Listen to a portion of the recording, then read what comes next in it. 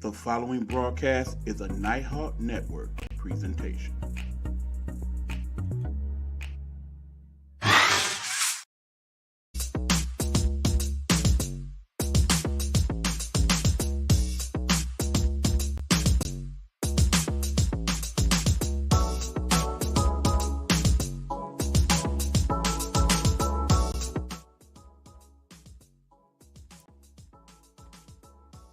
What's going on, good people? It's your boy E Bizzle, your favorite co-host, and you know what time it is. It's time once again for that show we call the Guru Sports Perspective with that sports guru Hugh Lee. And of course, we can't do that show without that dude Hugh Lee. You see him there on the right. But before we get started, I do have a little announcement to make to the people. Yeah. If you don't mind, Hugh. Okay.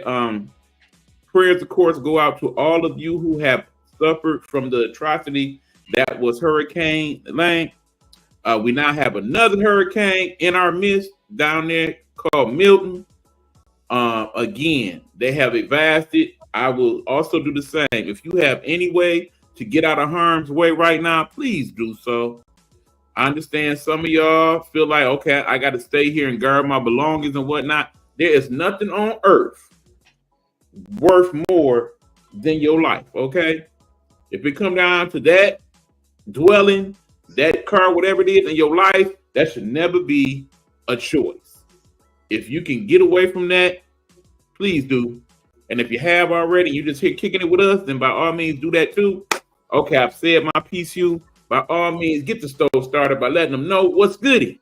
Hugh Lee people. Man, before you even get to that, man, before we get to that, I seen something on that too. Even I don't know if you've seen it. It's been going through social media. It was a person decided to stay, and a crazy son was recording it.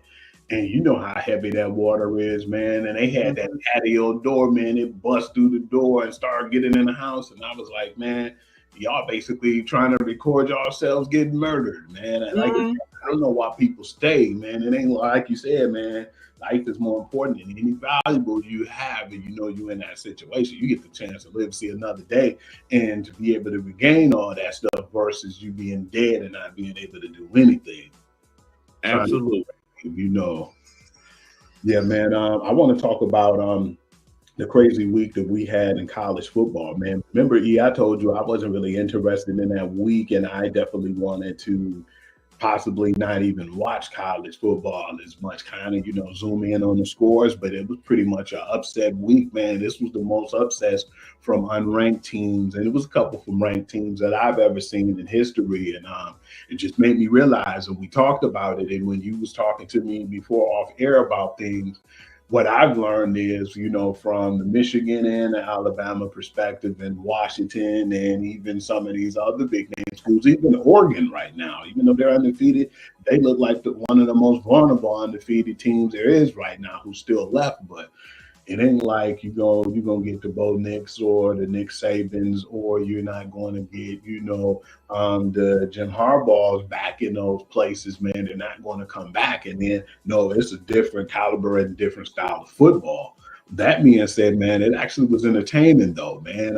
Even though I was disappointed, but you know, I wasn't worse off than what I used to be. I just, you know, got to the point where it used to be so stressful to me that now it's like it ain't even all that serious because we know now what's going on. And, you know, you got to realize now it's actually a good thing, man, versus, you know, teams having all the dominant recruits and everything. Now you get these guys spread it around sporadically on these teams.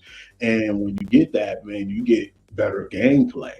And it's like, man, any given Saturday starting to become a thing now in college football, man. So, yeah, I definitely like what I've seen, man. I wasn't happy with some of it, but then, you know, that's just a new change of the game, and that's the change of, you know, what we were used to as of what we was growing up and seeing, man. Like, if we went to a college now, we didn't like the fact that they weren't giving us our playing time. Guess what? We could leave. Sometimes if you leave early enough, they'll let you play that same season and you leave now. So, yeah, man, I definitely enjoyed it. And I looked at some of them upsets and just seen, man, that college is definitely changing, man. It's starting to get more almost like the pros now, man, with the NIL deals and stuff. And then especially with everything that's going on now, man, with the transfer portals. It's definitely starting to look like the pros. And that's something I know that I heard Pat McAfee talking about before and saying that Some people are afraid that it's going to get to that, but yeah, you starting to see it have that like NFL feel now. I kind of like that we get to a point in our sports where we don't have to say, okay, here's that one team, and they're going to always be the villain because they always win. See, the thing is, and you know, I hate that about certain sports fans when they are fans of the teams because they dominant and they the team that always win, as opposed to just being a fan based on certain players or certain eras or the fact that you went to that school, whatever the case may be. Those things I understand more so than that. So, you know, when we look at this age of NIL and transfer portal, and we see now that people are more into, okay, I'd rather not be the third string so-and-so on an Alabama or Michigan team. I'd rather be the starter at Boise State or Indiana, wherever the case may be.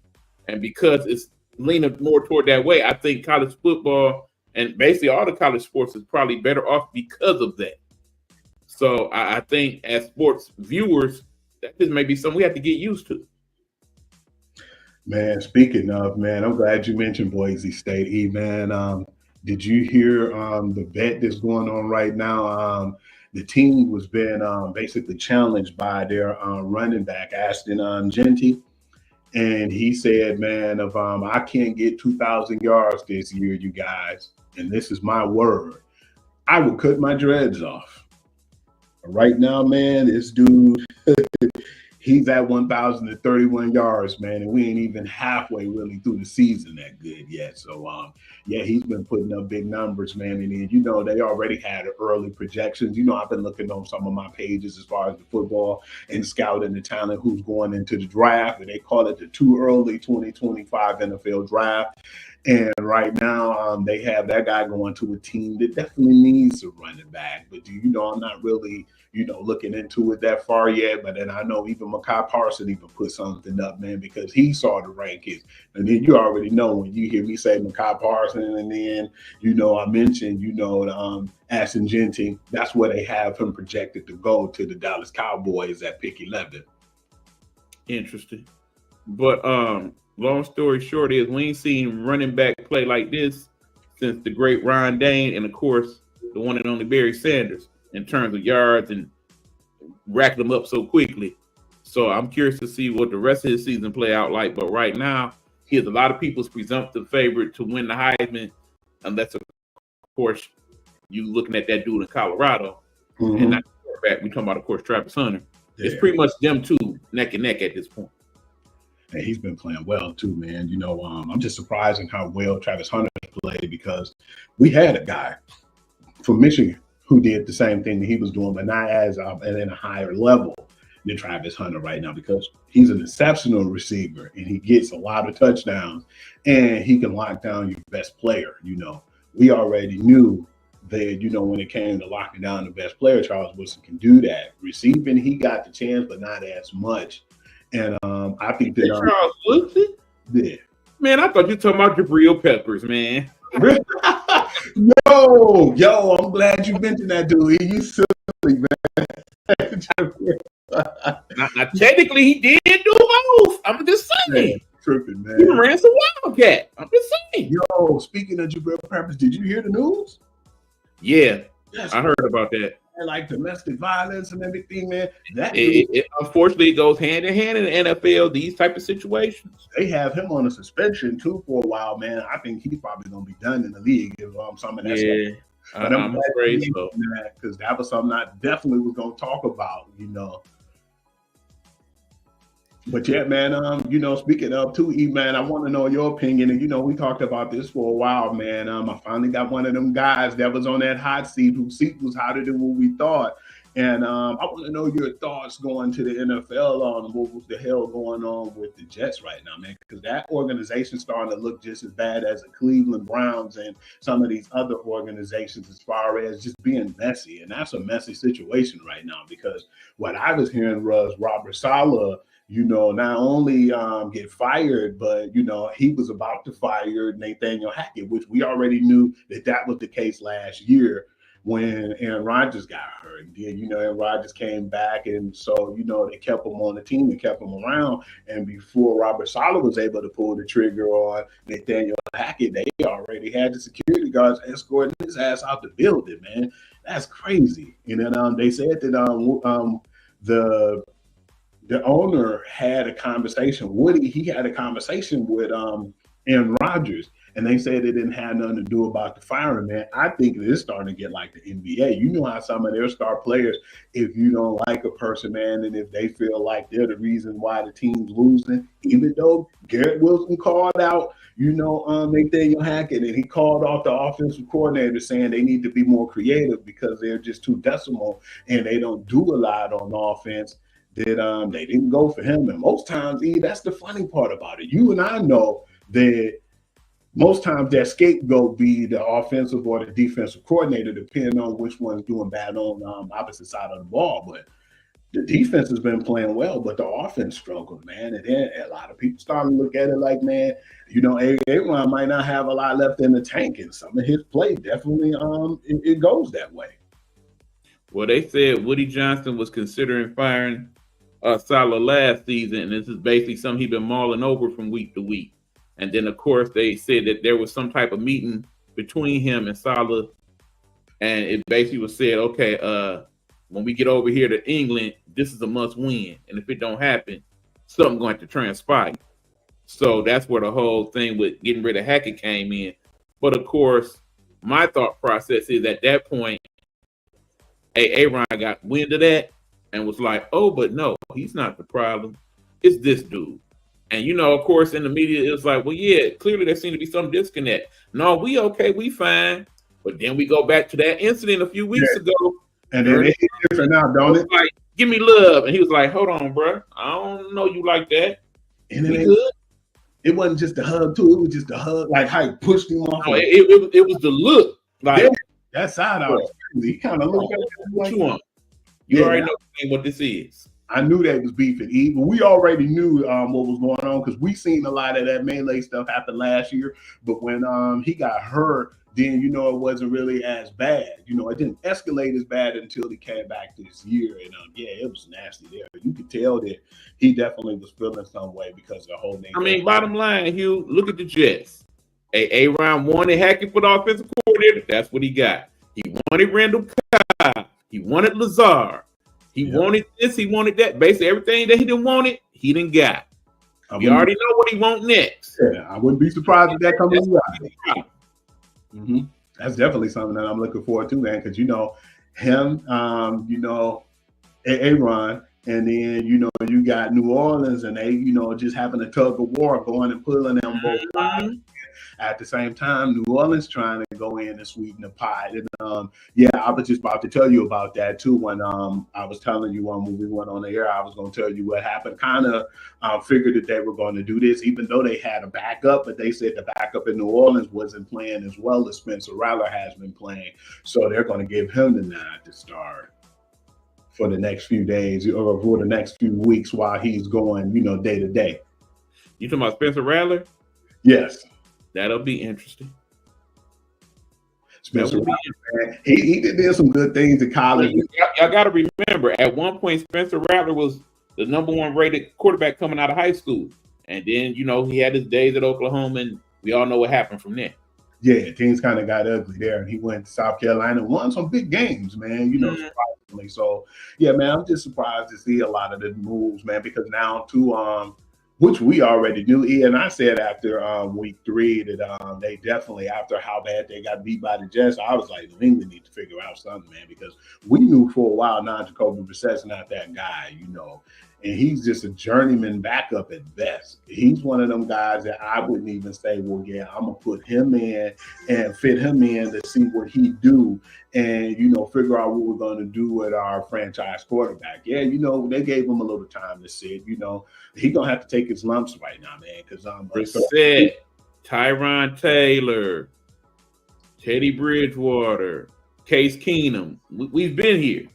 Sean Hill. I mean, we know what that is. Hey, man, let me celebrate. We got them. We got their asses today. That was the final score, 3-0. That was it. Tigers up 2-1 in the series.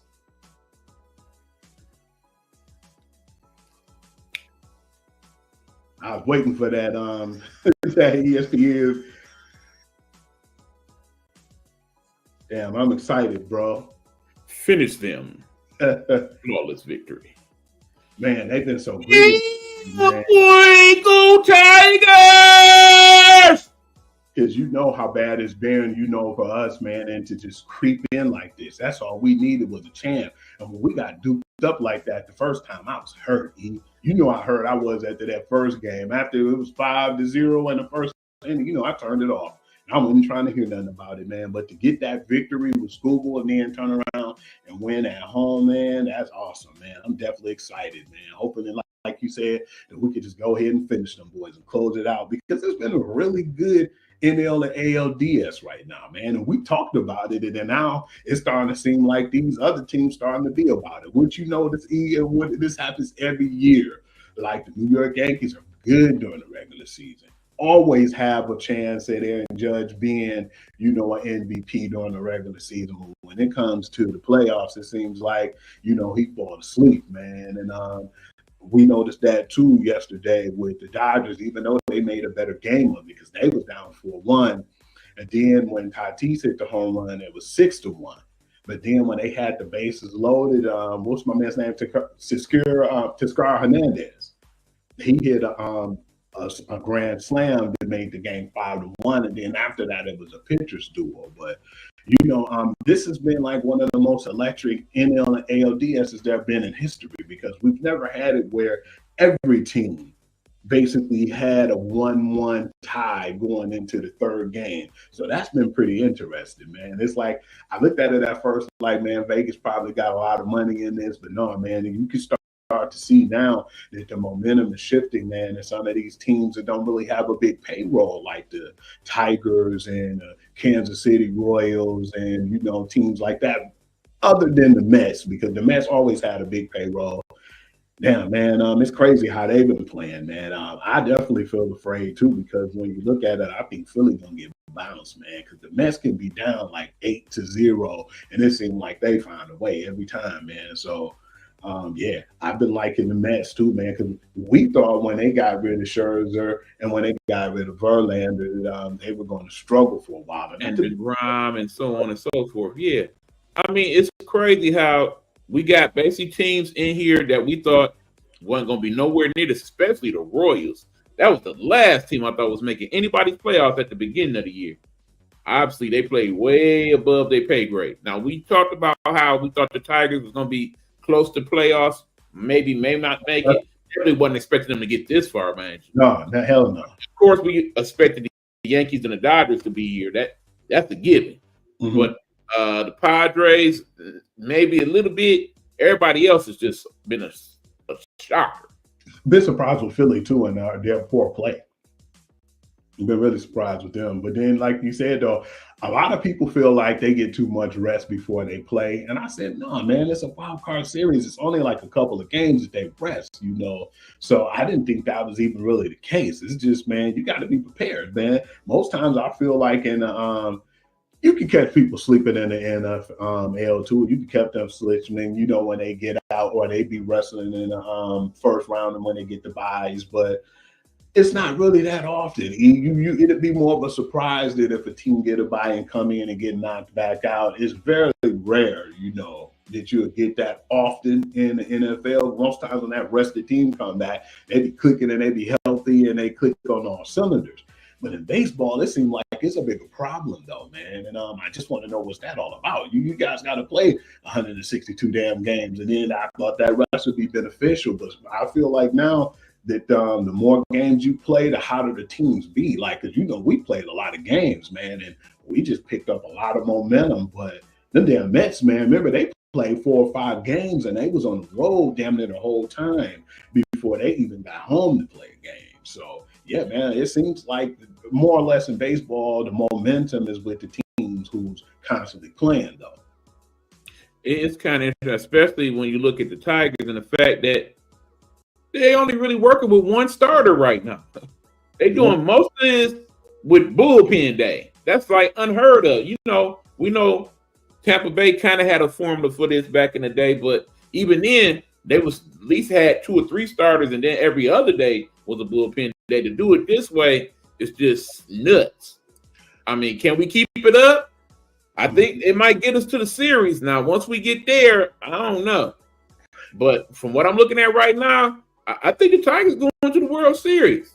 That is my bold prediction, people. Definitely be happy. We'll revisit this in a couple weeks. We got that. I don't know if we're as good as that Cleveland team with Andrew Miller when they had the bullpen mafia, but we got some pretty good bullpen people to be proud of, though. And our young prospects, man, I'm so proud of them, man. You know, because remember, half of this Tiger team at the beginning of the season was either not on the Tigers or somewhere in double or triple A. These players actually in the playoffs now. Yeah, I've just been really excited to see how well they've been playing, man, because I didn't even expect that. But what I've noticed, too, is just the fact that we have most of the guys who were the high-priced players is not even playing right now, man. And I'm just surprised that we're doing what we're doing right now. Because I didn't think like I said, we'd be able to do it. Somebody messed around and let the Tigers get hot. That's one of the mantras they got going, and that definitely appears to be the case. Yeah, Comerica was kind of off the hook today. I can only imagine what it's going to be like tomorrow. You know, I got to throw some stuff out there for you. I was looking for this, man. In 2024, Detroit Tigers high-paid players. Javier Baez.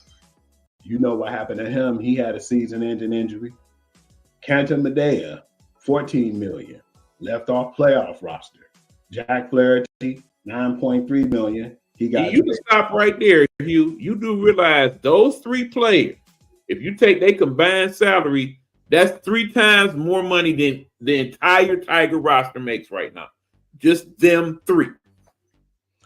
And when you look at that, man, you know, we had guys like Andrew Chafflin, you know, and he was a good player, man. And I thought he'd been beneficial to us, but they just let them guys go, man. And when we saw that, man, at first I was like, damn, what are they trying to do? We thought a lot of people like, are they giving up, man? Are they just focusing on trying to give the young guys a chance to figure out what we're going to have next year? But damn, man, it's funny to me, too, how karma happens, man, because we knew that A.J. Hinch was a scapegoat over there in Houston. And to go there and to beat Houston, man, and still be in it and playing as hot as they have been and on a high level, because he asked those guys after the All-Star break, man, when they was like 55 and 66, like, man, where do you guys want to be?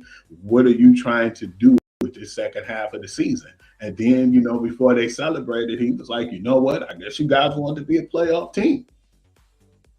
Then he said, yeah, I mean, it's unfortunate because, you know, they probably already voted for who the manager of the year is. And, you know, unfortunately, AJ probably not going to get it because, you know, they got into playoffs, but wasn't nobody expecting us to do nothing when we got here. So, but clearly, when you look at it overall, he's the manager of the year, ain't no doubt.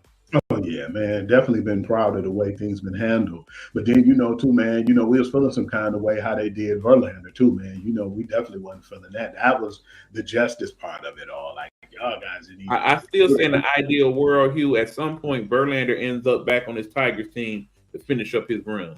Definitely. And you already know what I done said about that. If that is the case, I think they can get a couple more years out of Verlander if you basically make him the close. Yeah. Because we noticed that, man, and that was the cool part, too. A lot of them starters who ended up being bullpen help, man, ended up flourishing at the end of their careers, man. So, right. I mean, we had that discussion the other day, me and Hugh, about how, you know, people that was very good starters back in the day, your Dennis Eckersley, your Raleigh Fingers of the world, end up being some of your bullpen aces. I don't know why they went away from that, but I think it's time to revisit that, especially with people like Verlander and Scherzer and DeGrom and Thor. Don't forget your boy Thor. He should have definitely been in the bullpen, man. I think he should have been in the bullpen to begin with. Noah Syndergaard, yeah, he was better off to me as a bullpen pitcher or like a closer. I mean, think about it. He was topping 100 at a time when 100 wasn't as common as it is now. And I used to like coming out the bully, he probably had 102 for you. And they had that long hippie hair. They had that crazy hair flowing when they was pitching. It was reminding me of damn near like the 80s, man. You know, when I was looking in on it, not really knowing what was going on with my dad, man. You know, so yeah, it was kind of cool because they was like throwback guys. But this is unfortunate how both of them been facing injuries. And Noah, I don't even think he's in the league no more with all the injuries and stuff he suffered. He tried to come back, but it was like, man, there wasn't nothing there, unfortunately.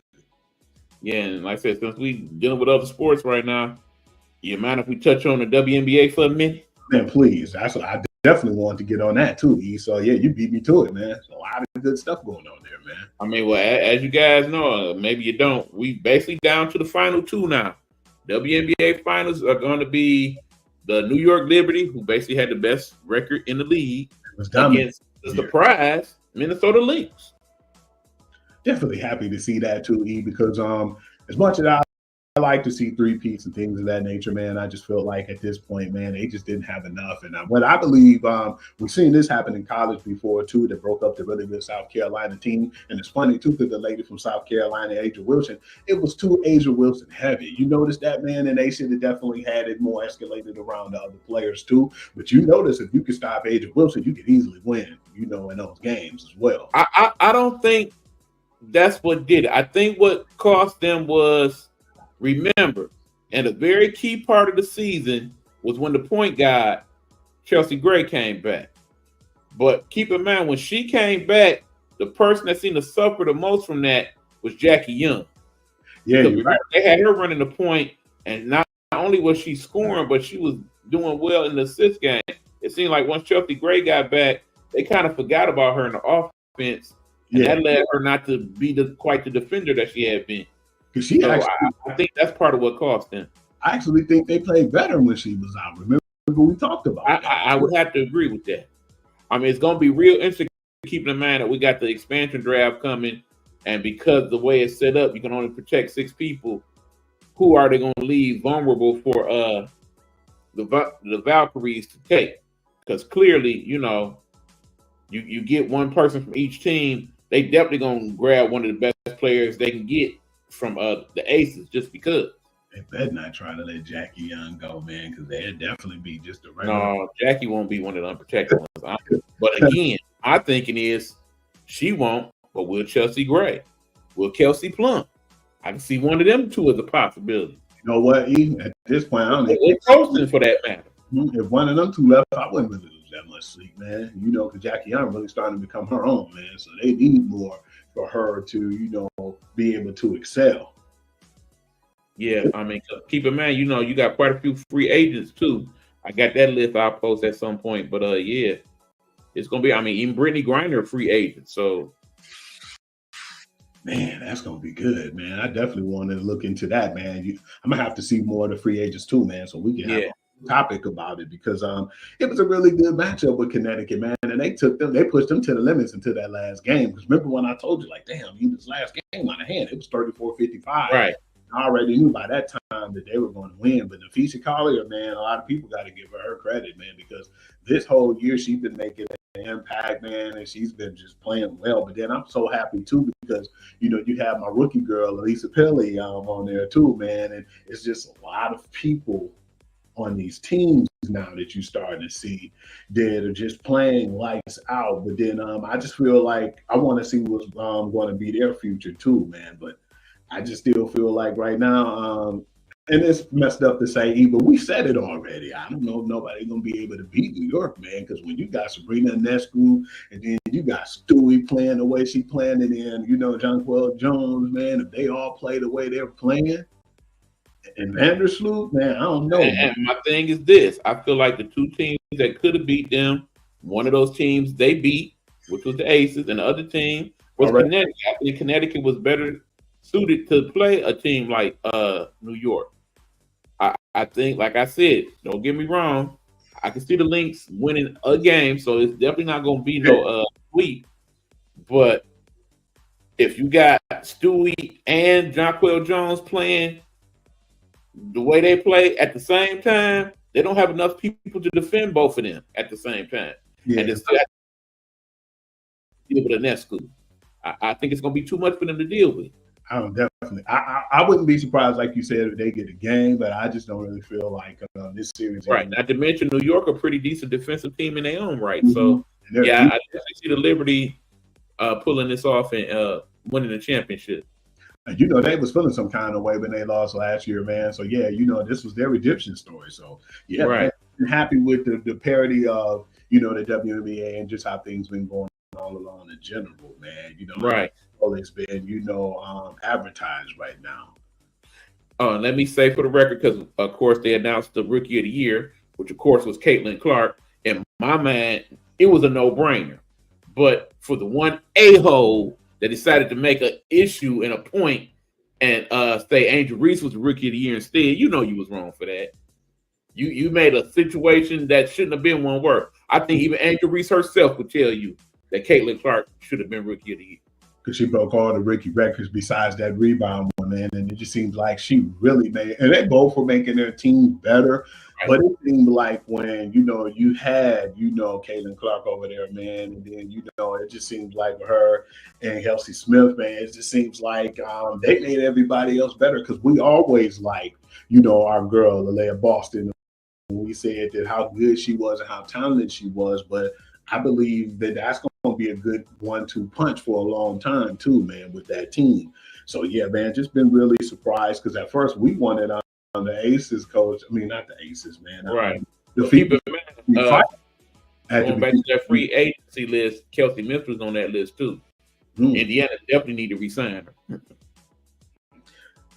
Man, it's going to be some good stuff going on, man. And I definitely want to see that free agency, man, because, that's how they made a lot of these crazy championship teams, like bringing over Stewie, and to the Liberty. And, it's just been like, and then the Seattle with, a lot of the players that they received. It's just really good for the WNBA now, man. Yeah, like I said, I'm glad that the league had the success that it did this year. I'm looking forward to the Valkyries being added next year. And, of course, Toronto and Portland adding on the following year. Of course, can't wait for college basketball because if you think the league is in good hands now, keep in mind they got some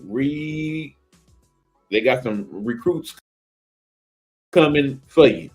The league gonna be really good in another couple of years, especially when you get the Jujus and the Paige Beckers in the league. Not to mention, I'm looking forward to see what these freshmen coming in look like. Yeah. Who's going to be the next? And I want to see how good a girl going to be this next year, later for Wally, man.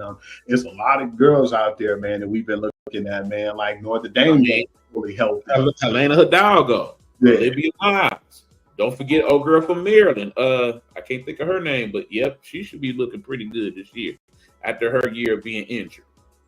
It's going to be some fun. CLA should have a decent squad. I mean, the Big Ten. Keep in mind, we already know the SEC going to be decent, but no, the Big Ten is really going to be the one as far as women's college basketball goes. Hey, man, I'm glad you mentioned that too, man, because this is not just college football. This is all the college sports. They're talking about getting more money out there, man, and, like 9.3 billion or 9.2 billion-ish to try to make the super conferences. And I was saying that, it's starting to look like, man, it might just be like they can be like, let's just cut it all and stop sugarcoating everything and do what I was telling you, like, man, SEC, Big Ten, let's do it. I already said, Hugh, we're going to see a scenario where in the end, it's going to be the two big super conferences. They're going to have their own championship. Mm-hmm. And then all the other squads going to have their own championship. And then whoever win between the super conference and that's going to be the national championship. I see it shaping up that way. It makes money way. I ain't gonna lie to you, I did miss a lot of it when we was watching 1,000 games, man. But then that didn't really determine who was the true champion. So I'm glad that they're starting to do it like this and it's starting to escalate like this because it's more parity now. We get to see. Right, I mean, because think about it. When was the last time we could say at this point in the season, ain't no dominant team? Because it really ain't. When you see the teams, you ain't even afraid of them, man. I mean, because like I said, you got Oregon, ranked top, Ohio State. Both of them teams have struggled at times this year already. So, For all we know, it's gonna be they play each other this week. One of them got to lose, so there you have it. I haven't really been impressed with Dylan Gabriel, though, man. I know you probably haven't been as much neither, man, because how much they hyped him up and then the way he is now, I'm definitely not as, He is definitely not a quarterback I see doing well on the next level. No. I looked at him like, damn, he's struggling in Oregon, man, But I didn't think he'd be this bad neither, man, because it's like they're barely winning. And even when they win, it look ugly. Right. That being said, I'm actually kind of surprised Cam Ward for Miami is as good as he been. I thought he'd be decent, but Yeah, definitely. I think the best thing for him was the transfer portal, man. That definitely helped his career. So yeah, that's one thing that you could say, and he took full advantage of it because that's gonna help his draft stock too, man. Like I said, I'm gonna go to that too early draft board again, and I want to see where Cam Ward's at because I would be surprised if he's not in the top 5 right now as we speak. Yeah, that would make sense. Yeah, I want to talk about some of the stuff that went on in the NFL too, man, because it was a lot of good stuff that happened. Yeah, well, okay. Before we do that, Q, let's take a quick commercial break. When we come back, we will get into our NFL talk for week 5? Yes, sir. That's what we got then. Okay, this is Sportsguru's Sports Prospective. That's you, Lee, the man with the master plan. I'm your boy E-Buck. We're gonna do a quick commercial break because we got to acknowledge one of our favorite people here at the network. You know who that is, Hugh. The Road, this for you, boo.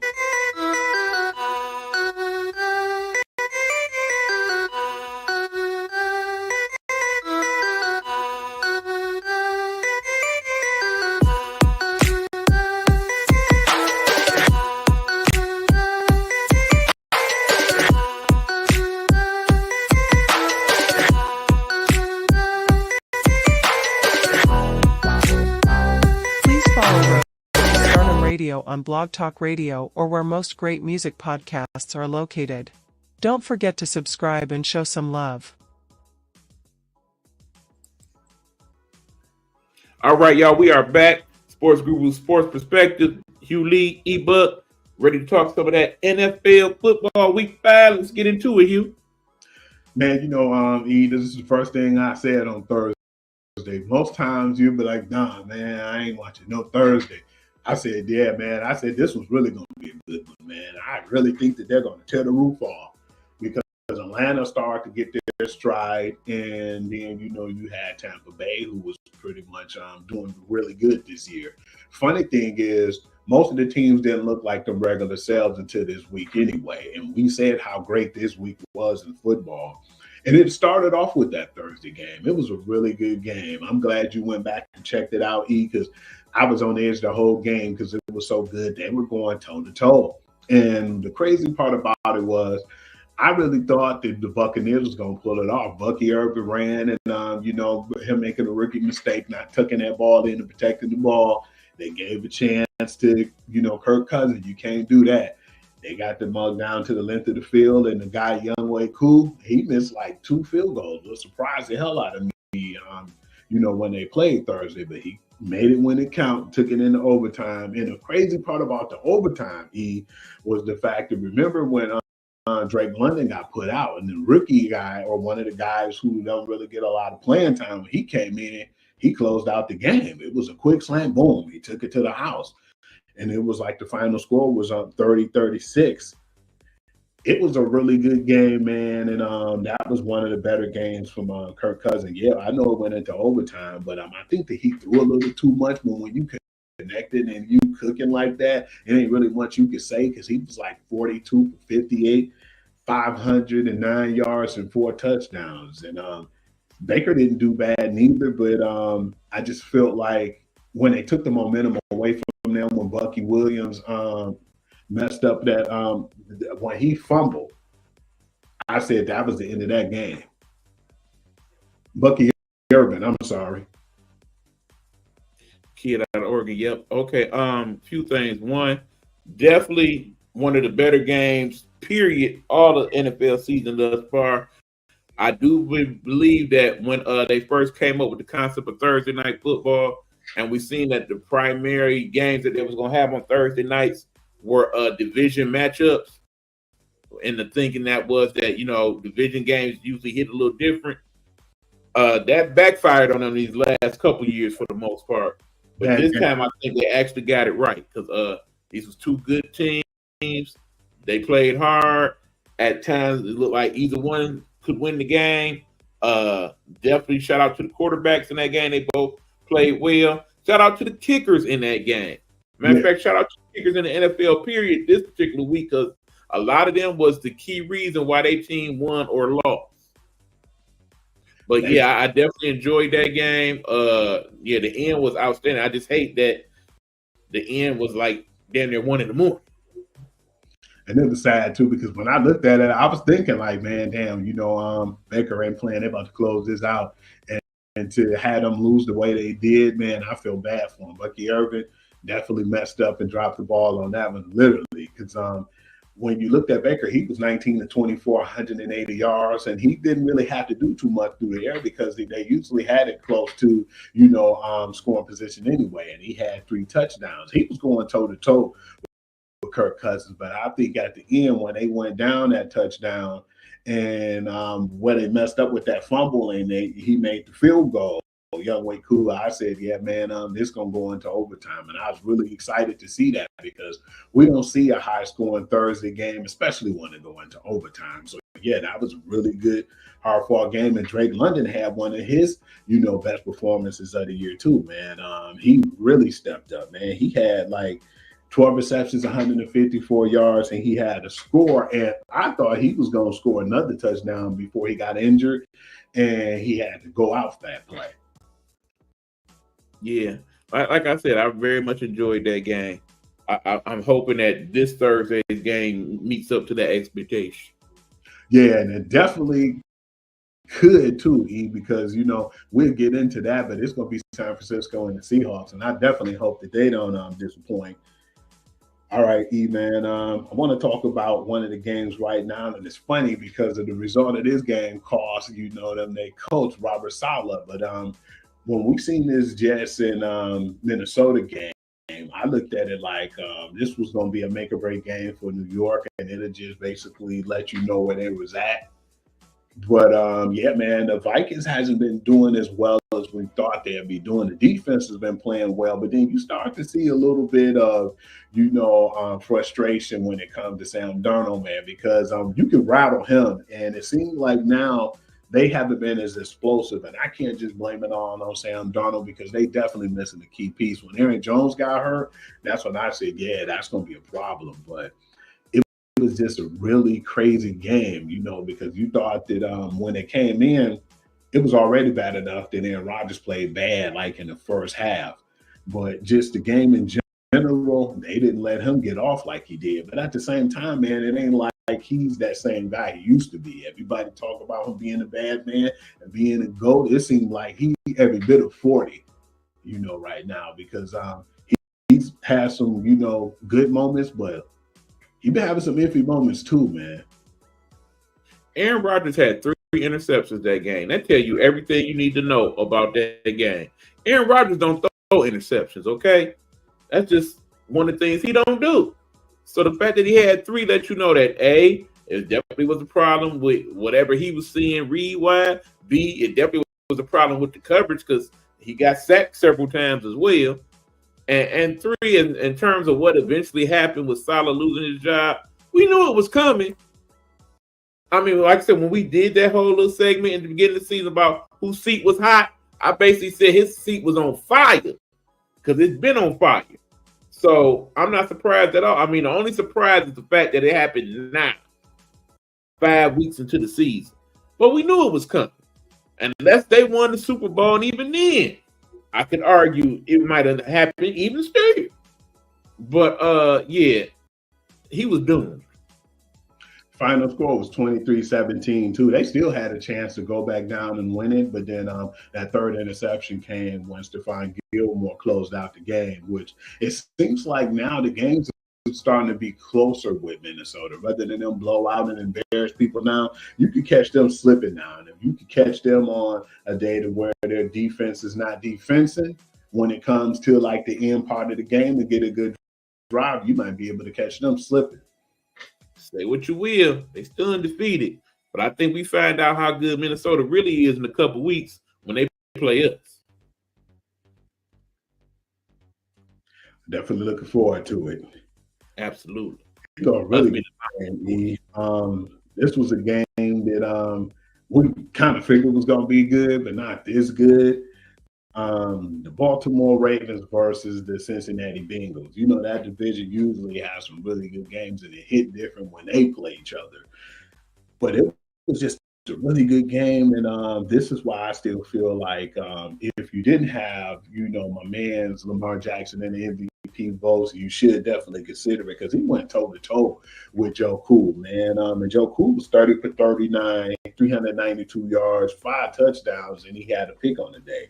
But Lamar was right there with him. He was 26 42, 348 yards and 4 touchdowns. And remember, we talked about this, man. His throwing motion, man, it's just like he flicking the ball at the wrist, man. And he was on point. That's one thing that we talked about with him, man. We said that if he could get that accuracy together, man, he'd be a dangerous man. And that dude's a dangerous man because you've seen how accurate he was, especially the player of the year, man. You know I wasn't going to leave that out. He stiff armed Sam Herbert twice to the ground. That ain't no little dude. That's a man. He stiffed armed the man like that. Spit off of him, threw the ball straight to Isaiah Likely, man. I understand. It wasn't no accurate look and throw. He kind of sidearmed that boy almost. And it still had some nice zip to it and everything. I think he jumped and kind of, made it look right. Like I said, they said only a couple other players could have made that play. No, I'm going to go as far as say only one other player in the NFL could have made that play. And we know who that is. Yeah. Yeah. Bottom line is Lamar, he broke out his S and his cape on that one. Yeah, man, that was a really good game too. Because if you tell me, man, like I told you, man, that dude had 5 touchdowns, man. Joe Cool. And Cincinnati got the record they got, but it's not for lack of the offense. The offense is probably righted themselves at this point. It's that defense that's questionable. But all that being said, Cincinnati, what you waiting on? You the only team that didn't handle their proper business this offseason. You got 2 wide receivers you need to pay. Pay them now. Pay them now for it's too late. Either pay them now or trade them now. You got to do one of the other.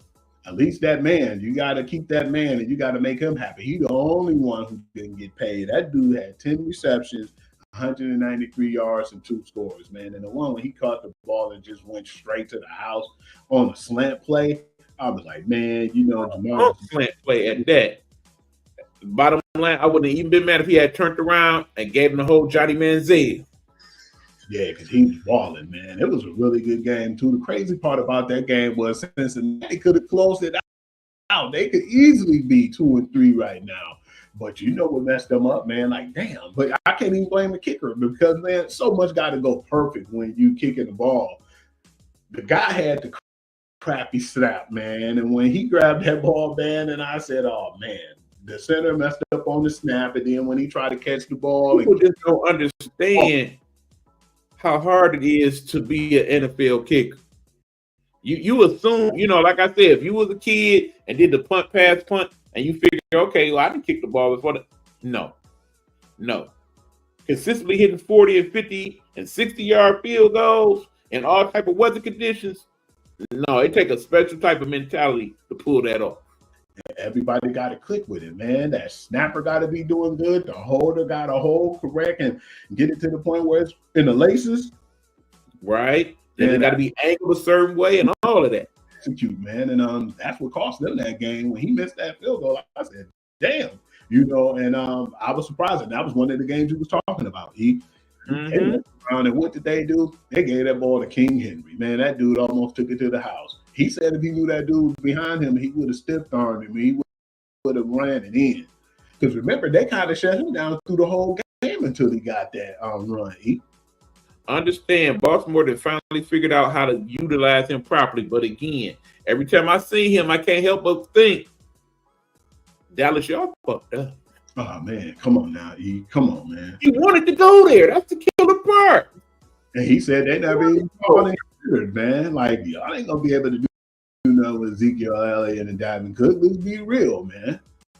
That's why I said they might get Ashton Jennings, man, because I mean, no way they don't do nothing this year. I mean, think about how much better Dallas would be with that as a running game.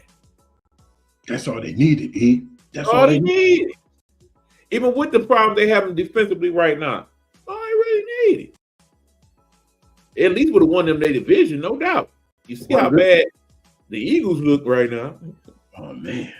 A lot of these banged up teams haven't been really looking that well either, man. Like, they lost both receivers, man. And then, it ain't looking too good for them, man. That boy Jalen looked lost. Yeah. Agreed. All right, E, man, I want to talk about this game, man, because, this is a game I think you said, if I'm not mistaken, E, we got to go back to last week and we're going to have to look at it. I think you said this was going to be a better game than what we thought it was going to be. That Jaguars and Indianapolis game. And it was, man. That was a really good. At damn near gave your boys, the Bengals and the Ravens, a run for their money, the way that was. But then that game was just too good, man. But that was a good-ass game. Jaguars, man, they fought, and they was like, man, we ain't going to go on with 5, man. But, you still got to give props to Joe Flacco, man. Damn, man. And that's what I'm looking at. Remember, we had this conversation. Yeah, I said, just imagine how things would be in Cleveland. I think it'd be a little better than what it has been if they still had Joe Flacco, man. No doubt about it. Like I said, it's crazy how at one point this time last year, Flacco was on the couch. He wasn't even playing this time last year. He was basically taking his kids to school and stuff. And now for him to not only pull this off with one team, but another team, yeah. And it looked like he got a few more years in the tank, truthfully. Feel like he got a couple more years. Man, that dude. And that arm looking real young. He was 33 of 44, 359 yards, 3 touchdowns. And this is a guy who is older than Aaron Rodgers, man, and he got off, man. And then the crazy part about it was I wasn't even really paying no attention to the receiver that much, man. Pierce. But Pierce, man, he tore it up. I was like, who the hell is Alec Pierce? And then I had to look back and do my research. But that dude, he really stepped his game up. He had 3 receptions for 134 yards in the score. But big ups to my man's Trevor Lawrence, though, man. I believe it was his birthday, if I'm not mistaken. That dude was for 371 yards, and he had like 2 touchdowns on the day. But he wasn't even that guy that day, though, man. The crazy part about it, me, I'm like, man, what the hell is Travis Etienne at? I didn't know if he was hurt or not. But that damn Tank Bigsby, man, it might be like that's his position now. I think that now, you remember how at one point where King Henry took over and he was like, this is my position, this is my backfield. When they had Deion Lewis over there, that little gadget back, and he was getting all the reps. I think Tank Bigsby took that from your boy Travis Etienne, man. No, on the contrary, I think they got a situation where they can set it up like the Lions got it set up now. Like, okay, you know what? You're right. Because sometimes then we gonna hit you with him the other time. Yeah, and then sometimes we hit you with both. Because Bigsby could be the bruiser back. Because I keep forgetting Etienne's a good wide receiver too when it comes to that. Absolutely. Yeah, they better use Tank Bigsby a lot more. If they don't, shit, you already know he's gonna leave. That he should. He was a monster, man. He had 13 carries for 101 yards and 2 scores, and he looked like he was unstoppable, man. And what I liked about that game, remember, Joe Flacco was down by 2 touchdowns, man. And they came back and, tied the game. Of course, it was decided by the field goal at the end of the game, and the final score was 37-34, and Jacksonville won their first game, which you had to be happy for him, man. But I kind of feel bad for Joe Flacco, man, because he put up a hell of a game, man. But, I give you credit where credit is due, man. That definitely was a better game than I thought it was going to be. Damn near one of the better games. But no, I can't help but think about Jacksonville because remember, they were the team last year that played in that game where they did the Toy Story version of the game. Remember that? That was good. I'm wondering when they're going to put that out again for this year. Yeah, I hope they do it again. That was really good, man. That was so very entertaining. I agree. Remember when you was telling me you watched it yet? I said, I ain't watching that on Toy Story. Yeah, you know it's going to be. Yes, I know. Next thing you know, you called me. I wasn't trying to hear nothing but watching that game. I was all in because you know I have a history with Toy Story, man. You know, watching it with you know the story. So yeah, that hit me close to home. I love that game, man. Right. You know me, I'm gonna keep it real. E. Most times, even though I know you be like, yeah, Hugh, man, I'm gonna be professional. I'm gonna talk about these games. We ain't really talking about this damn game. This was one of the worst games I've ever seen, man. And we're not gonna talk about it. Dolphins and the Patriots, final score 15-10.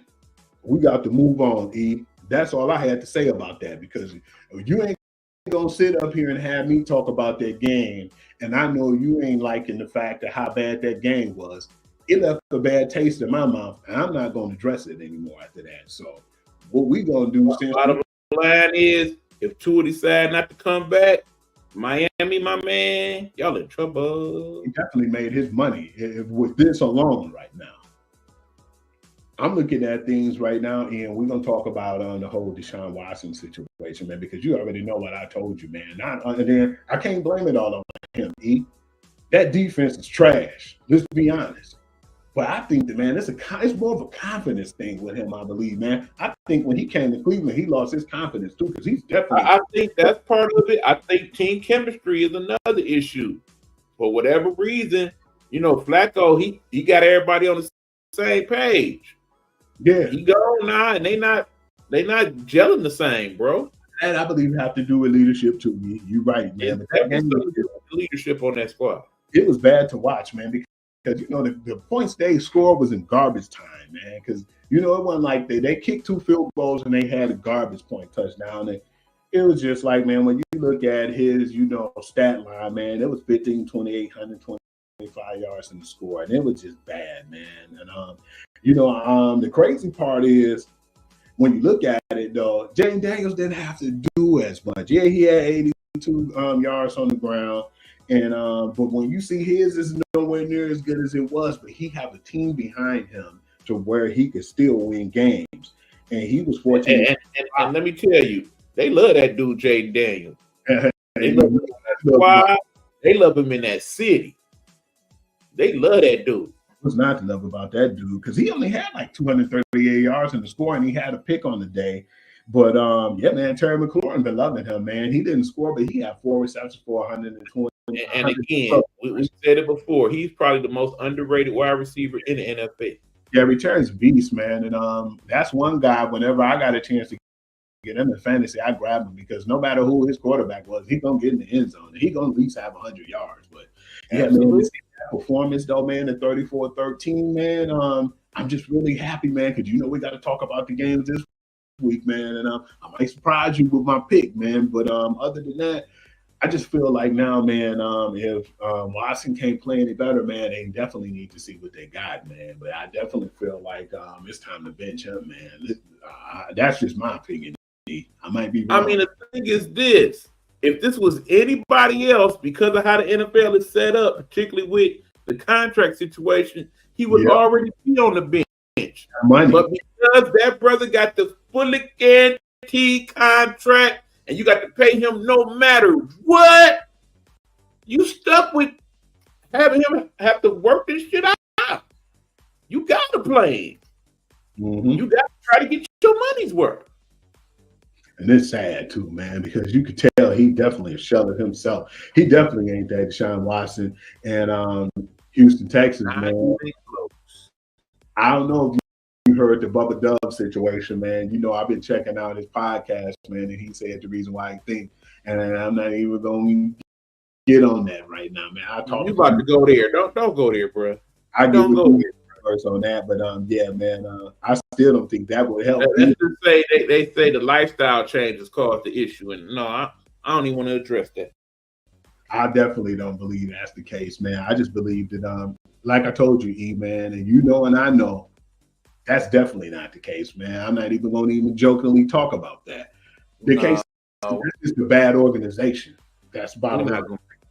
That's just a bad organization. Yeah, we're gonna leave it at that. All right, man. I want to talk about a game, and this was a little sluggish game, man, right here, man. And I'm thinking now, man, and I think more than anything, and this is funny because this was a redemption game. You see how your man Stephon Diggs gave that side eye at the end of the game. I know you've seen that meme when Josh Allen was giving people their plays and stuff, and he kind of gave him that side eye look like, man, I don't think he liked the way he left, but he definitely did want out of there, and he wasn't happy there. I think him and talking and expressing himself the way he did was the reason why he got the high road out of there too. But just to go over there with C.J. Stroud and for them to play that good, man. But I feel like the defense played well too, man. And that just lets you know that Josh Allen needed a receiver. He needed a number one receiver, needed him bad. He was clicking at first when he had Dalton Kincaid, and he had his tight ends, and Keenan Coleman looked good, but what's the kid's name? Khalil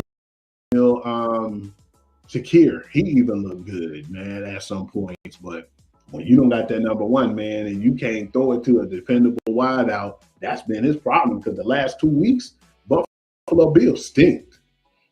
I know in an ideal world, you would say, okay, y'all need to join the sweepstakes with Devontae Adams. But then you got to remember, if you wasn't one of Devontae's choices and you bring that brother over there, you run the risk of going to Stephon Diggs all over again. So I don't know what to tell him on that. It's not like there's a lot of dominant receivers coming out of this year's draft. So the defense didn't even play that bad for Buffalo neither, man, because C.J. Stroud had a good game through the air. He was 28-38, 331 yards in the score. But, man, it's just been like Josh Allen numbers been terrible, man. He was 9-30 for like 131 yards and a touchdown. 9 out of 30, man. It was a bad do, man. Yeah, but he was bad against them last two games because at the beginning they came out clicking with James Cook, and then, it looked like it was going to be a back and forth, and it still was a relatively close game. I just still feel like that defense with the Texans, man, even if they're having an off game, that they can be a game changer over there, man. So, yeah, man, I definitely give credit where credit is due for C.J. Stroud and the Houston Texans because they already knew as far as they went last year, they looked at it and they said they want to do even more this year. And the final score of that game was 23-20, But, other than that, though, man, I still feel like them struggles in Buffalo have to be addressed.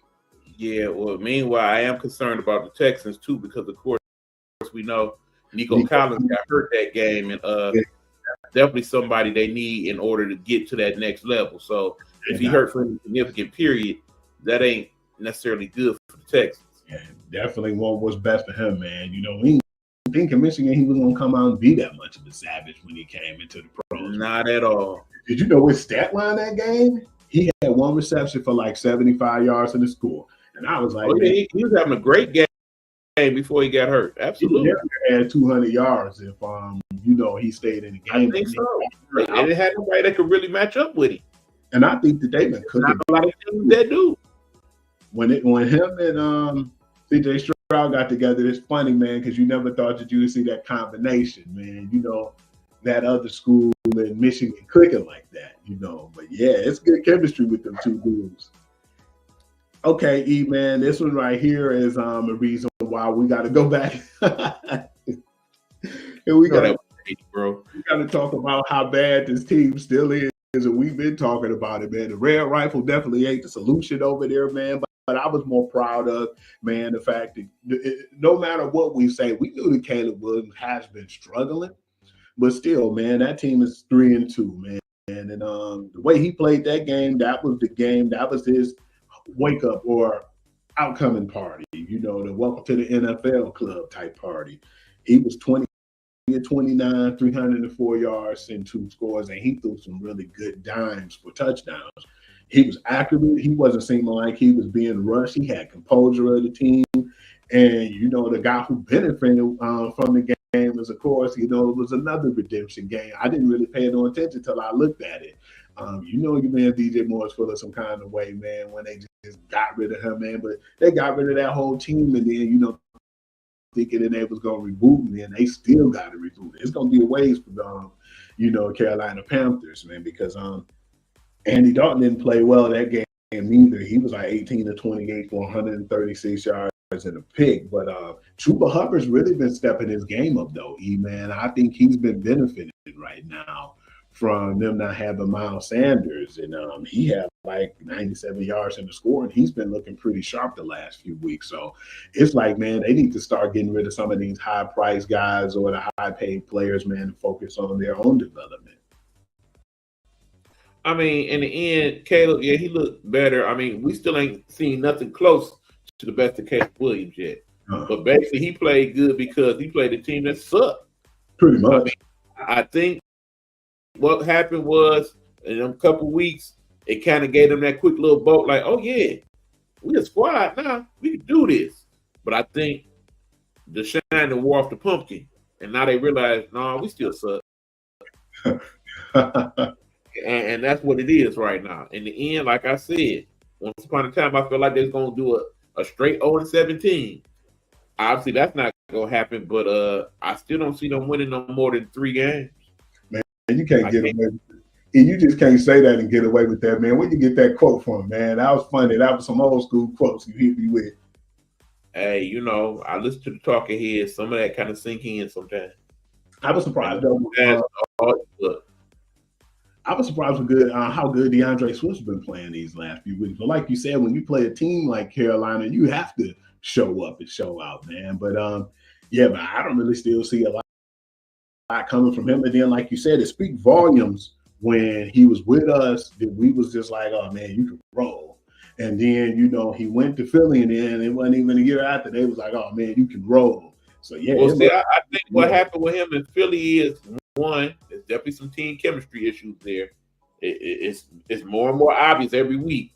But 2, I think the stress of him playing in his hometown kind of got to him at times. Yeah. So he wasn't quite as effective as he could have been. But that man, DJ Moore went off, man. He had 5 receptions, 105 yards, and 2 scores, man. And he looked every bit of what he was advertised to be. Well, yeah, DJ Moore definitely a number 1 receiver. We know that. I'm not surprised by that. You already know, man. This is what's the good part about the show, man. The Any Given Sunday part, man. With this game right here, man, if you'd have told me that San Francisco was going to blow a 10-point lead in the 4th quarter to the Cardinals, I would have laughed and said you're a liar. But that's exactly what happened, man. And we talked about and it wasn't like they didn't have nobody, because they had everybody on offense but Christian McCaffrey, and they had the same defense. And they still just basically laid the egg at the end. What happened? I'm not sure. It's definitely something to be said about the whole CMC situation. Because clearly, remember, when CMC plays, CMC scores. Mm-hmm. If as a team you have established that in your mind and you know that, you feel like, okay, we already up a touchdown off rip. Because we know my man is getting at least 1. Now with him not there, and it's more like, okay, we're going to just lean on all the other cast of characters, not to mention the fact that Debo ain't Debo this season. No. From what I've seen so far, he is not. I don't know if he feels some type of way about how the whole IU thing went. I don't know if he realized that, okay, if they sign IU for this much, when it comes time for me to sign again, I ain't going to get what I'm going to get. I don't know what it is, but his heart ain't in it. He been taking plays off. And that wasn't Kittle. Suddenly he looked a little older, you know. I'm not quite sure what's going on with that scenario. You said they're not really going to like they was. I mean, it's just something ain't quite right with the whole scenario. Even Purdy at times looked a little pedestrian, you know. Glad you mentioned that, E. You know, I was definitely about to jump on that too, man. When you got a guy like Jordan Mason who's been playing well, he's only going to play so well for so long before he get to some of these established teams, and people are going to start looking at him out, no doubt. And they're going to start looking at some of the stuff on video, and they're going to see it, and they're going to learn how to play him now. You know, Ayuk had a really solid game too, man. He had 8 receptions for 147 yards. But just like you said, let's get back to that boy Brock Purdy, man. He's looking every bit like he's been Mr. Irrelevant, because the last 2-3 games he hasn't looked like himself at all. And he's been throwing like a lot of picks too. Like, for instance, he was like he had 244 yards. He had a touchdown, and he threw 2 picks too.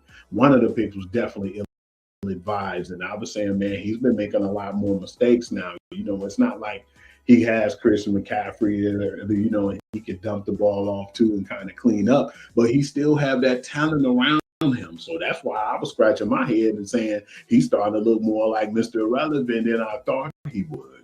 He's starting to come back down to reality himself. And it's the worst time for that to happen because it's basically his contract year. So if he don't get it together soon, that big payday that we thought he might be looking at, maybe not so much. And then for them to lose like they did, man, the 24-23. Yeah, I'm not sure what's going on with the 49ers, but they just not quite up to the standard that we thought they would be. Absolutely. I want to talk about this game too, man. And this is what makes me head scratch myself too right now. We're going to definitely discuss it. No disrespect to Green Bay, but I haven't been too much impressed with them right now. Yeah, we knew that Jordan Love was hurt and he was out for a minute and he trying to get his, foot and everything back. But you guys barely beat a team with Matthew Stafford with really no good, like none of his star players on there. Puka's gone. Cup is gone. You got a lot of defensive dudes gone. Only person you had was a workhorse was Kyron Williams, man, and you guys still struggled, man. Because Jordan Love played okay, but it was just like I said, I'm not really that impressed on offense. I think a lot of it had to do too with the defense did put up a good effort with the Rams. He had 2 touchdowns and Josh Jacobs finally scored and got into the end zone. But the weird part about it is they actually had their tight end do all the dirty work, man. Tucker Kraft, he had 2 scores on the game. But, yeah, man, I wasn't really impressed with the way they won that game. And I still feel like if Stafford had either Puka or Cooper Kupp, they would have still pulled out that game. I mean, the thing is, part of that sometimes is the fact that, okay, here you are in Green Bay, you got to travel all this way to the West Coast. Mm-hmm. That throws teams off sometimes. I kind of felt like that was part of what went on. Jordan Love still don't look like he's quite 100% yet. Yeah. I think that's part of what played into it also. Mm-hmm. Jacobs, he had flashes, but then at times he was contained. It just was a little bit off that game. I think their regular effort, they would have beat the Rams rather easily, but they just wasn't quite in sync at times. Speaking of in sync, I'm glad you mentioned that, man, because this team definitely didn't seem like they didn't sync. But then again, you got to give credit to the G-men on this one because my man's Daniel Jones looked pretty sharp that game. Them beating Seattle really caught me off guard because they was kind of manhandling them the whole game. And then, for the last few games, Daniel Jones didn't play that bad. But this game right here, I was really shocked, man. He was like 23 of 34, 257 yards and 2 scores. And he wasn't like just a standout, and he didn't tear it up, but he did enough for them to win the game. And Darius Slayton looked pretty sharp too, man. He had like 122 yards in the score on 8 receptions. But what really surprised me was the way that game closed out, because I thought that game was going into overtime with me and you was kicking them on the phone, getting ready for the Sunday night game. And then I looked up and I said, okay, so what's really going on? And I said, okay, the Giants won. But then when I went back and seen it on the football Sunday night, American football, and I seen that they blocked the punt and took it to the house, I was impressed, man. But I think that right now that it's a sigh of relief for Daniel Jones because he get to live to see another week. But at the same time, I still feel like it's going to be an issue with what's going on with Dabo too, man, because I don't think Dabo is going to be their coach if they continue to stink and look as bad as they have. So I think this was a breath of fresh air just, for another week right now. And to beat a team like Seattle and for them to lose 2 games in a row, that was kind of the shocker of the week. Any given Sunday. That's my explanation for that one. I mean, because in the end, we know how good Seattle is. They gave us all we could handle for a time in that game before. Last week, they didn't play like that. They just wasn't, like I said, I don't know if they just basically took the Giants for granted that week or if something didn't quite gel in practice. But no, I would sincerely doubt that Seattle plays like that again this week. It was just one of them any given Sunday games. That's why I can describe it now. Had to get credit where credit due too, because the Giants defense looked impressive. Man, Brian Barnes is basically everything is advertised, and he made his money's worth that game. And Dexter Lawrence, man, they was getting to the quarterback, so them putting pressure on my man Geno Smith too definitely made it, a really rough day for him as well. He definitely was getting rattled that game. But yeah, because basically when Geno can scramble, he is effective. When you basically can contain him, that is the key to stopping the Seahawks, no doubt. Yeah, man, I want to move on to this game because we was talking about it, man. This is crazy because I was like, damn, when this game gonna start? I started getting anxious. It didn't start till almost 10. I don't think the game ended almost 1 o'clock in the morning, but it was like a really sluggish game, I think, because of the rain. But then, without the rain, I just still feel like the Steelers, man, they're still missing something on offense, and that's that wide receiver. George Pickens is not that guy. We clearly understand that now. And they need some help at that wide receiver position because Justin Fields, I feel like he played a pretty decent game, but it still wasn't enough. And the defense did all they could, but it still wasn't enough, man. Dak actually pulled off a pretty good game. After having 2 picks, too, I definitely thought that they didn't capitalize like they should, and that means the Pittsburgh Steelers. If they would have got touchdown versus just getting field goals, I think it would have been a different story, but that didn't happen. I mean, in the end, I feel like they're not allowing Justin to unlock the whole Pandora's box. You know what I'm saying? If he gonna be your long-term solution at quarterback, at some point you gotta be like, okay, here are all the plays. Let's see what you can execute, what you can't. And in the end, if you can't get it done, once we finally get Russell back in here, then it's his job. I mean, because in the end, I say by Thanksgiving, you should know whether or not you're keeping Russell or you keeping him, or you getting rid of both of them and you're going in the draft. And it was crazy too, man, because at the last seconds, man, it seemed like in that game, 20 seconds left. My man's Dak Prescott threw the ball and gave it to Tolbert because Tolbert seemed like he was that guy that game too, man, because I just don't really feel like CD was really feeling what was going on. He wasn't getting the ball like he wanted to, and then now you're starting to hear him complain more than usual. But, man, yeah, Tolbert really stepped it up, man. And Jalen Tolbert looked really good. We know him as one of those guys who's good when it came to punt returns and one of those gadget guys.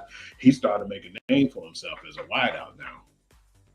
Yeah, I mean, Dallas basically didn't show up till the end. And if they play like that next week, it's going to get ugly for them real quick. Real quick. As far as Pittsburgh go, they've been kind of doing it with smoke and mirrors all year anyway. Like I said, Pittsburgh, they just find a way to win. Mm-hmm. I mean, bottom line, I think TJ Watt got a little tired at the end because, he was everywhere that game. And then that last quarter, he just couldn't get through all them double, triple, quadruple teams like he needed to make something enough happen for them to win that game. He can only do so much. That final point, they really want to address getting somebody for him on that line to help him so he don't get double, triple teamed as much. Same problem as the Lions have with Hutchinson. And I believe there's going to be some guys out there too, man, depending on what happened with the Cincinnati Bengals. And depends on what's going on with the Raiders, man. There might be some good pass rushers out there for teams to look at. And that final score, 20-17, and I want to get into the Monday night game. What did I tell you, E, when this game even started? What was the first thing I told you? I don't recall. I said, man, I believe that now that the New Orleans Saints has come down to reality, and that reality is when they play the better teams, that they don't show up. Yeah, they played too bad at the time when they was 2-0 and had those big numbers like 41-point games. Now they had to play the Chiefs, and the Chiefs wasn't really blowing up the scoreboards or nothing, but it was just they had that defense that was coming after Derek Carr, And Kareem Hunt, man, big ups to Kareem Hunt, because I didn't know until, I was looking at the Sunday night football game. They said him and Patrick Mahomes stayed close and stayed, really good friends. And he stayed in contact and, was kind of cool with Andy Reid. And we didn't expect this about Isaiah Pacheco. The crazy part about it, too, and I feel so bad for Patrick Mahomes, because we know he didn't mean to do it. But when you see that replay, it looks like he clearly meant to do it. And so, I know he feel like crap right now. That's one less receiver he got. But, yeah, it was a really pretty good executed game when it came to defense, and they did everything they could to win that game. And they had some pretty cool gadget players too, like that lateral that Kelsey did. But yeah, man, all in all, man, Kareem Hunt definitely gave them breath of fresh air too, man. And the game ended up being 26-13, and Carr threw 2 touchdowns, but all in all, they basically, like I said, it was a more dominant team, and I just feel like once they start playing the better teams and a better competition, they don't play well when it comes to better competition. And I mean, bottom line, New Orleans, they got problems, and the biggest problem is the fact that Carr is out, Rattler's in. Good luck, kid. Good luck. Meanwhile, as far as the Chiefs go, all I can say is what the great Rudy Tom Johnson said back in there: never underestimate the heart of the champion, because they are playing like champions right now. Mm-hmm. No matter what scenario or who they see to play, they find a way to beat them without having their best game. If we ever get to that point in the season where the Chiefs actually play on all cylinders and have everything clicking, it's gonna get ugly for whoever team that is that week. Like when Xavier Worthy and Hollywood Brown finally get a chance to be on the field. I want to see how that's going to escalate, because we was looking forward to that. We didn't expect what happened to Hollywood Brown, man, and this has been like a lot of setbacks afterwards. But right. That's why, unfortunately, even though they do want Devontae Adams, there's no way in hell the Raiders trading him in division to that team. They get that guy. Not only is they probably going to three-peat, I like them to four-peat at that point.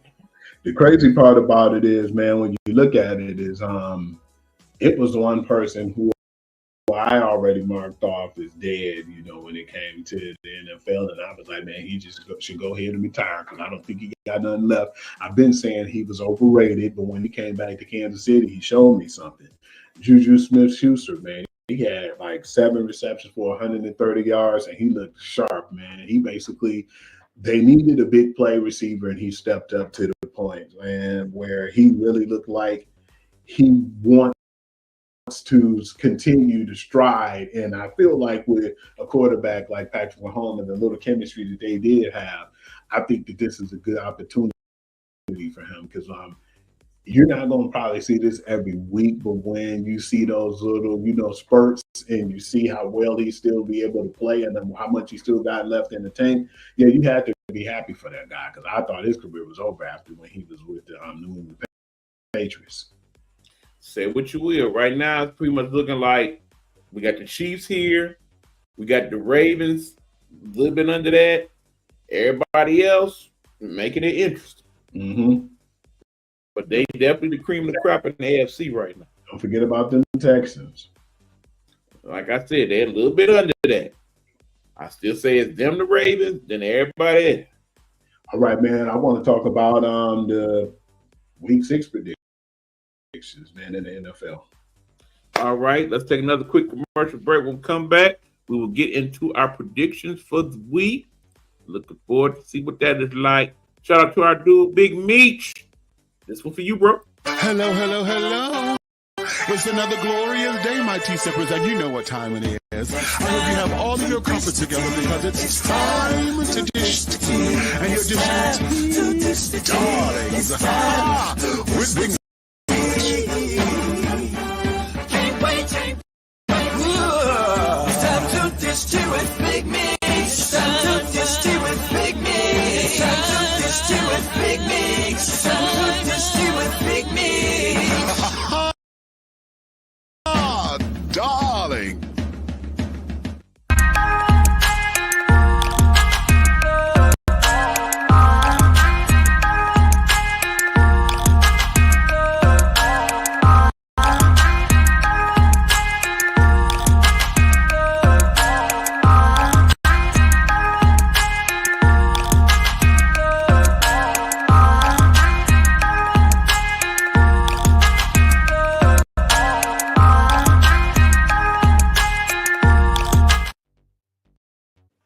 right, y'all. We are back.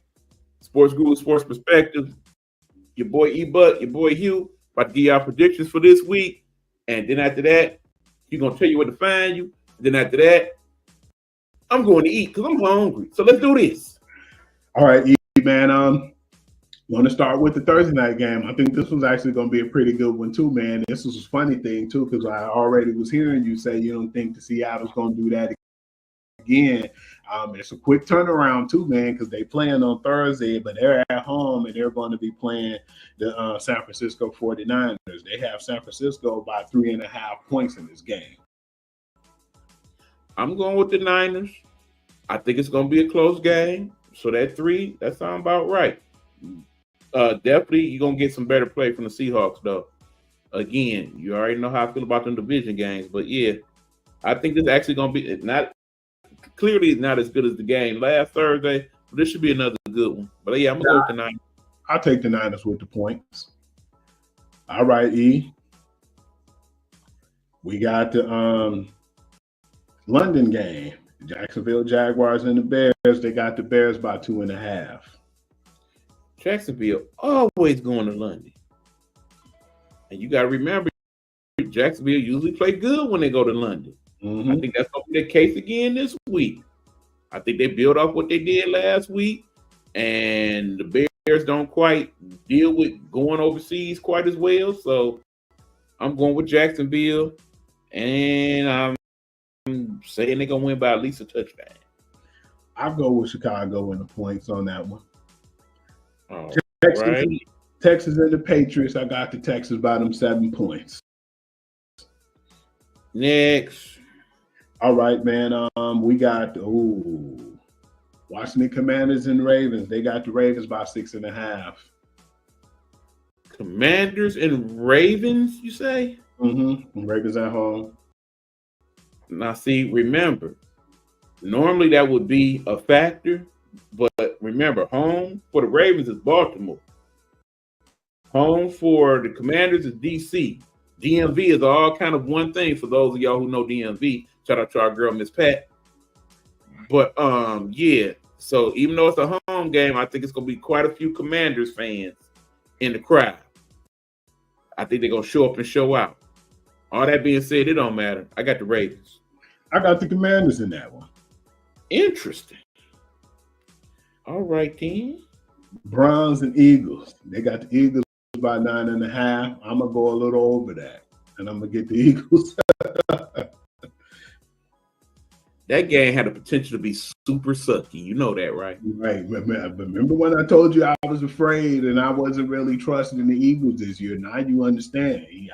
I told you I ain't trust the Eagles this year. When we had like the win-loss records, I said I do not trust. I said when we talk about team chemistry, them two teams probably got the worst team chemistry of any two teams in the league right now. I still got to go with the Eagles just because the Browns look so bad with Deshaun. They look really bad, bro. It doesn't make no sense. Hey, the Cardinals and the Packers, man. They got Packers by 5 at home. Again, y'all, I say this is going to be a better game than you might think it might be. Because Cardinals, they actually been playing some pretty decent football. Yeah. And I think the Packers, they're going to clean up some of the stuff that happened last week. Jordan Love should be a lot closer to 100% than he was. This is kind of a toss-em for me. I'm going to go with the Packers just because it's at home. Mm-hmm. And, you know, it's outside. And I think that might be a fact, especially since Prater is not going to play again for the Cardinals.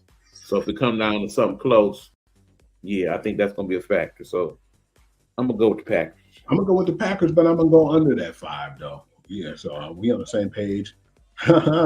Buccaneers and the Saints, and they got the Tampa Bay by 3.5. I'm going to go on a touchdown one. I'm going to go Tampa Bay on this one. I got Tampa all day. They got the rookie quarterback in, and they ain't been gelling. And the only weapon they're going to be able to try to get to is Olave. And, yeah, it's just too many factors that indicate to me that's going to be a bad game. You what know, I'm doing in New Orleans. You know, Baker Mayfield feels some kind of way, too, because they could have easily been 4-1, man, if, you know, things didn't, you know, just explode at the end of that game. True. The Colts and the Titans, they got Tennessee at home by 2.5. I'm gonna go 3.5, but I'm gonna go with the Colts. They got Tennessee at home by 2.5. Mm-hmm. The Will Levis led Tennessee Titans. Ain't no way. Child, please. You already know I got the team that is not the Titans. All right, E. We're going to move on to the Chargers and Broncos. I'm going to go ahead and I'm going to go with the Broncos on this one. They got LA by 3 points, but I'm going to go with the Broncos by the 3. I'm going to say Hugh is not in reality this week, and I'm going to go with the Chargers. Got to go with Harbaugh's boys. Steelers and the Raiders, they got Pittsburgh by 3, but I'll take them by 6 because there ain't no way they're going to lose to the Raiders. Sometimes these matchups just be happening at the wrong time in the season. This could go either way. This could be this is basically one of them games the Steelers going to win because we already know the formula. Somehow, some way, they're going to end up with more wins than losses. And they got to win some of these games, so I got to go with the Steelers, man. I definitely go with the Steelers if Russell end up starting this week. He go another stinker one too, man. The Falcons and the Panthers, I'm going to definitely go with the Falcons by the 6 points. I'm going to go with the Falcons also. Again, it's a division game, but the Panthers are the Panthers, so yeah. I'm sorry, Falcons. Enough said. Cincinnati Bengals and the Giants, and they got Cincinnati by 3.5. I'm going to take Cincinnati, and I'm going to take them 3.5. I agree with you, Hugh. I'm going to do the same. All right, E. Now we have that game, the 425 game, Detroit Lions and Cowboys. They have the Detroit Lions by 3. I'm going to go 7 on this one because I'm disrespectful like that. So you expect me to not take the Lions against them Cowgirls? Sorry, H2. They're not going to happen. My Lions going to tear that ass up. We owe them a butt whooping, and that's what we going to give them. The game plan, y'all, very simple. Lions, take ball, handball that running back, handball this running back, run them to death. Lions by about 10. All right, man. Now we got the Monday night game. Buffalo Bills at the Jets. It's very interesting to me that this whole thing going down, especially after how everything happened. So they really don't have to step up and, show something now with the Jets and that organization. But I'm going to go with Buffalo by the 2.5. Because here's the thing, people. I could go on Buffalo, by the way. But let's just say the Jets do mess around and win this game. That's going to be interesting on their end. It's going to be more interesting on Buffalo's end because they mess around and lose to the Jets after this scenario. Yeah, somebody else about to get real hot. Oh, yeah. No doubt. I mean, I think at this point, based on what we done seen, if Buffalo don't win that division, him got to go. Yeah, and if they lose 3 in a row, yeah, it's time for Sean McDermott to go. I really don't see no other coach getting fired this early in the season like that. But, yeah, I could definitely see them let him go before the end of the season. I can see that happening if they lose this game, especially if they lose this game. Yeah. Yeah, because that game can get real ugly. Right. I'm just interested in seeing how that's going to go, too. That's one of the games I definitely was saying I got my eye on this week, man, because I want to see how they're going to react now since Saleh's not the coach. I want to know, are they going to rally behind the new coach or are they just going to lay an egg like they have been? Right. And then, of course, we got to go to game of the week, college football. That darn team from down south against the Ducks. Who you got, man? I'm going with that team from down south because, I've been telling you I don't trust Dylan Gabriel, man. As much as it hurt me, I would love for Oregon to win. I don't trust Oregon. I don't trust Dylan Gabriel. But you know, I respect you enough not to say that team's name. Next, you're gonna be asking me to say DT's name. You know, I don't play that either. What? Yeah, I guess I gotta go with them too. Damn it. Yeah, because you know, man. And the thing is, we noticed that, and we thought that it was going to be able to pick up, and we thought the chemistry or he would play better. But it's just Dylan Gabriel hasn't showed me anything yet, man. I'm sorry. Like I said, I'm just not encouraged by what we're seeing football wise from our new people in the Big Ten.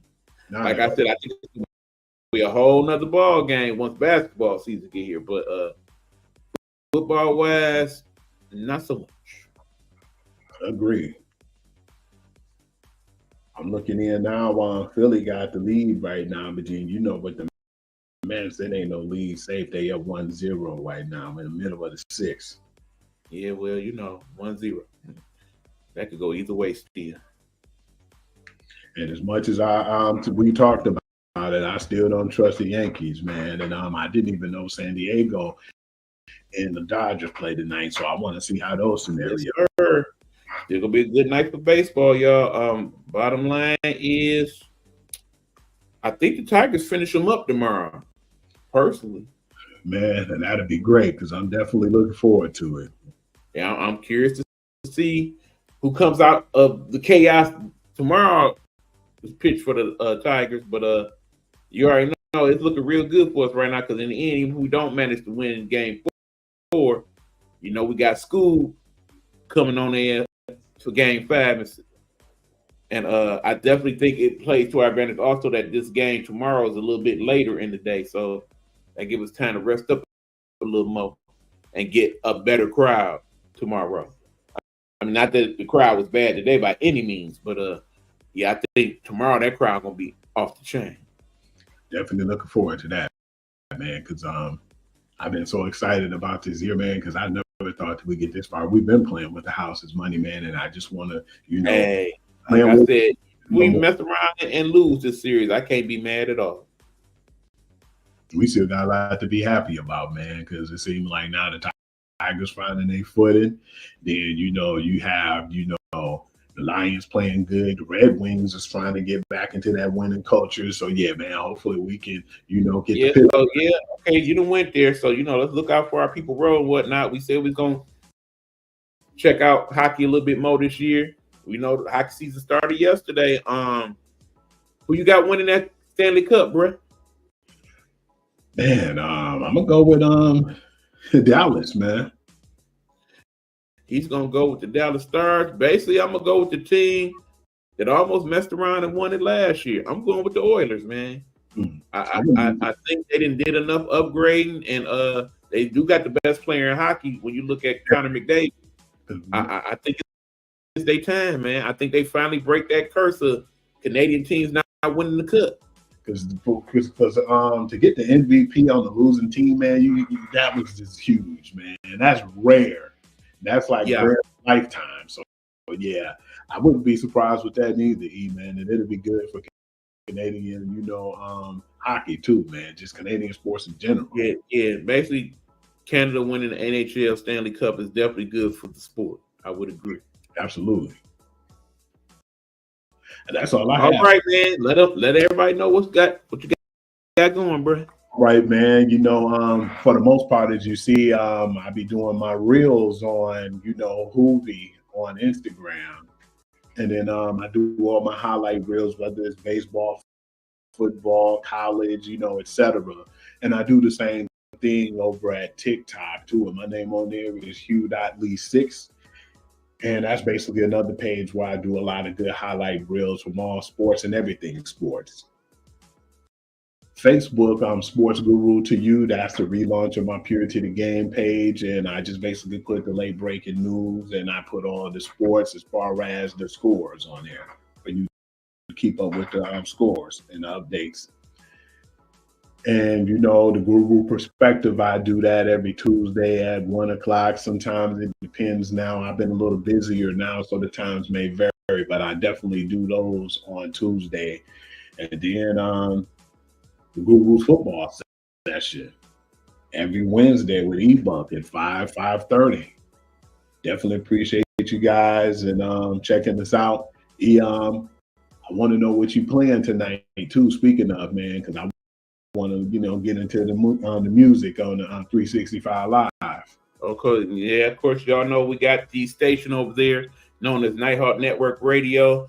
Basically, we pretty much got things kind of automated. DJ in the night, we working out some stuff in the system. So, once we get back to Friday, we'll be back doing our Friday mix of shows, basically the morning mix, stuck in the 80s. And then, of course, Friday night, we're going to have comedy night and follow that up, of course, with DJ Deep Fry's party mix. For those of y'all who have not heard yet, basically, if you were a partier back in the day, Midwest, somewhere around about them parts, some of that type of music, that's the type of music we got going for the party mix. And then starting next week, we are going to finally pay homage to the one and only Pride Hunter and start playing the Pride Hunter Hip Hop Power Hour, where we basically play some of those good old school hip hop shows.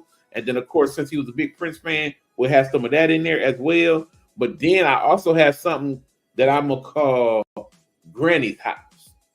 What's that about? Basically, that's going to be us getting our old school party on with some of that old school back in the day, the juke joint music and stuff. Because basically, you can't party at Granny's house unless you're going to play that old school. So we're going to do it like that on Saturday. Hey, man, you need to put Clarence Carter in there then, man. Yeah. Strong. What I be doing. That's that good man. Like, I never really knew that they had all that nasty music back then until I started going out like to the after hour joints, man. Like the candy liquor and all that stuff. Uh-huh. Yeah, you better play that. You better represent with that, man. When you gonna do that on Saturday? Bad piece, all that good stuff. We're gonna try to get it done for this Saturday, but definitely next Saturday we'll get it going. And of course, we still got other things going with the station. So that hopefully in the next month or two we'll have it to where you can access it even that much easier. There's a lot of stuff in the process. Me and you got to talk. Me and some other people got to talk. But hopefully y'all been checking out the station and let us know what you think. Definitely appreciate that, man, because I've been definitely enjoying listening to the music, man. On Sunday, man, I was listening to some of the R&B and stuff, man. So yeah, the night modes, they be hitting. It definitely be hitting. But yep, y'all, that's what we got for this week. Thank y'all for tuning in. We appreciate you. It's been the Sportsguru, Sports Perspective, ebook. Your show, you got the last word, Hugh. Peace and have a blessed night, y'all. And again, for those of us down there in Florida, y'all be safe, man. Deuces.